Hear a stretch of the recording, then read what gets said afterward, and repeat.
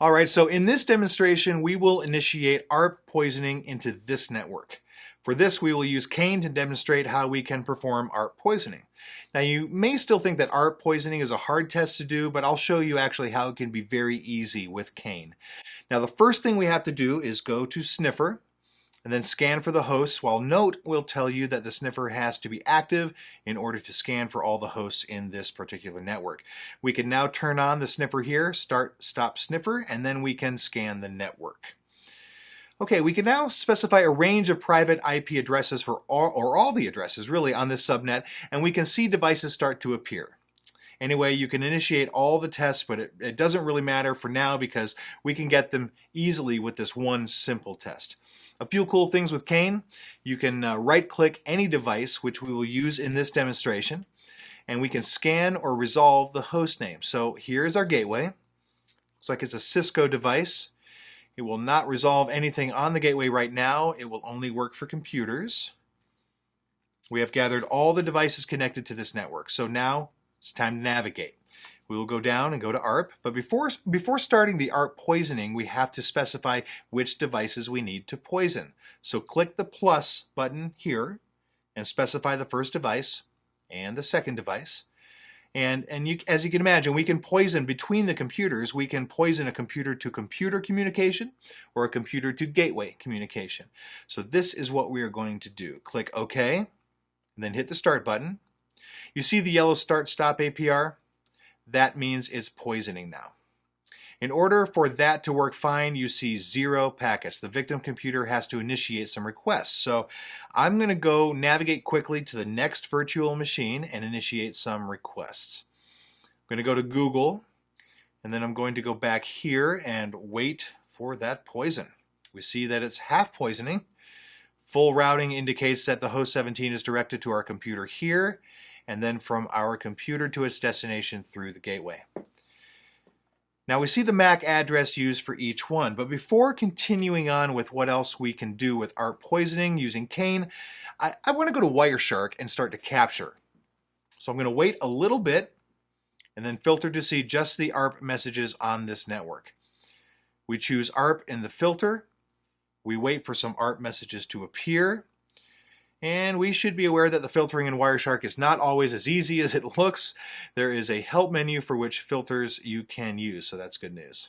So let's start checking out what we have here. Let's see, 192.168.5.222. Looks like that is the gateway at this MAC address, and 192.168.5.17, which is our victim machine at the same MAC address.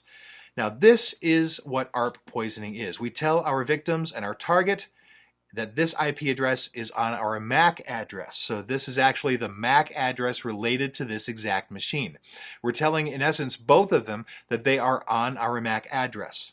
This is how ARP poisoning works. If we analyze and take a deep look here on this traffic, we will notice that for all the communication, the destination is the gateway or the victim machine and is redirected then through my computer from this exact virtual machine right here. Let's go ahead and minimize Wireshark. We can go back to Kane. Now, check out what we're capturing. We are not just redirecting the traffic, but we are actually capturing certificates. So certificates used will be captured. Google issued an encryption certificate. So let's navigate back to Kane. We'll see here that we have captured the login live certificate. So let's go down to ARP HTTPS. We'll see here all the HTTPS sessions that were initiated. Now, just to let you know, if I have initiated any HTTP session, I will see it here as well. We can also check out RDP, FTPS, POP3s, IMAPs, LDAPs, and so on. New protocols are being captured with Kane, and with this captured Wireshark, I'm sniffing and capturing all the traffic. So if the victim has logged into Hotmail or any other website or sent an email, we will capture that here. If he's using Outlook for email, we will capture Outlook sessions here. If he is using POPs or IMAPs, we will capture that right here as well. You see the point. Mainly we are capturing all kinds of traffic being initiated by our filter. This is mainly what ARP poisoning does. All right, so let's summarize what we've done here. First and foremost, we have poisoned the communication between a victim and the gateway. After that, we captured all the sessions initiated by that victim. We took it even further. We captured certificates used for encryption and authentication as well, if there are any. and we captured all the HTTPS sessions. Look at this slide. Since entries in the ARP cache timeout, the attacker must keep sending spoofed ARP, gratuitous ARP packets on a recurring basis. Notice how the hacker keeps sending ARP messages to bind all the IP addresses to the same MAC. That's right. MAC spoofing is a technique for changing a factory-assigned media access control, or MAC, address of a network interface on a networked device. The MAC address is hard-coded on a network interface controller, or NIC, and cannot be changed. However, there are tools out there which can make an operating system believe that the NIC has the MAC address of a user's choosing. Therein lies the rub. The process of masking a MAC address is known as MAC spoofing. Now, essentially, MAC spoofing entails changing a computer's identity for any reason, and oddly enough, it's relatively easy. Correct. DNS spoofing, or DNS cache poisoning, is a computer hacking attack whereby data is introduced into a domain name system, DNS, name server's cache database, causing the name server to return an incorrect IP address, diverting traffic to another computer, often the attacker's computer. That's right.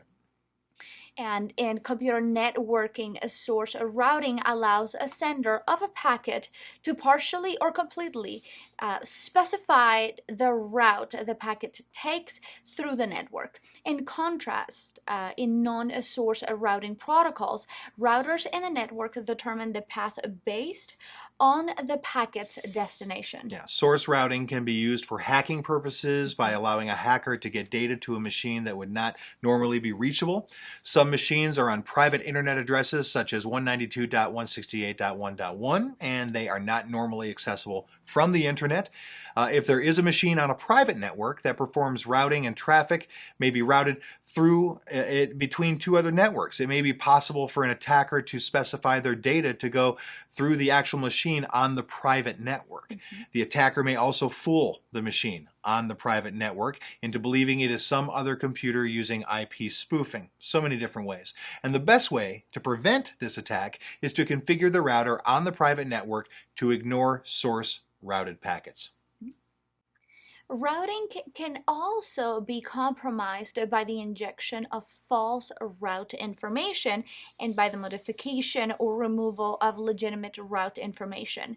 Route information can be injected or altered by many means, ranging from the insertion of individual false route updates to the installation of bogus routers into the routing infrastructure.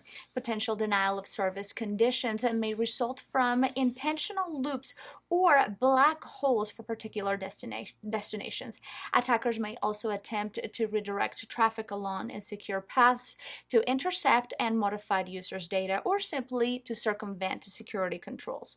Professionals recommend that you navigate to the link below and read more about routing infrastructure to learn how it works and how to secure it. Right. Very important. Yep. And there are certain cases where ICMP packets can be used to attack a network. Although this type of problem is really not common today, there are situations where such problems do happen, so they're worth looking at. This is the case with ICMP redirect or ICMP type 5 packet. ICMP redirects are used by routers to specify better routing paths out of one network based on the host choice. So basically it affects the way packets are routed to their destinations across the board. Now, through ICMP redirects, a host can find out which networks can be accessed from within the local network and which are the routers to be used for each such network. Now, the security problem here comes from the fact that ICMP packets, including ICMP redirect, well, they're extremely easy to fake. And obviously, basically, it would be rather easy for an attacker to forge ICMP redirect packets. The attacker can then basically alter your host's routing tables and drive traffic toward external hosts on a path of his or her choice. The new path is kept active by the router for 10 minutes.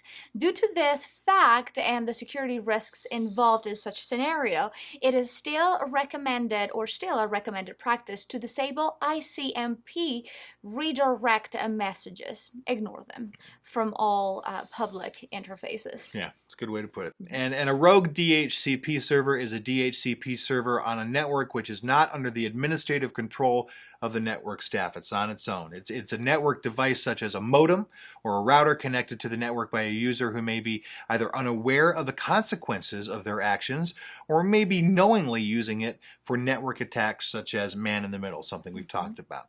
Now, some kind of computer viruses or malicious software have been found to set up a rogue DHCP, especially for those classified in the rootkit category.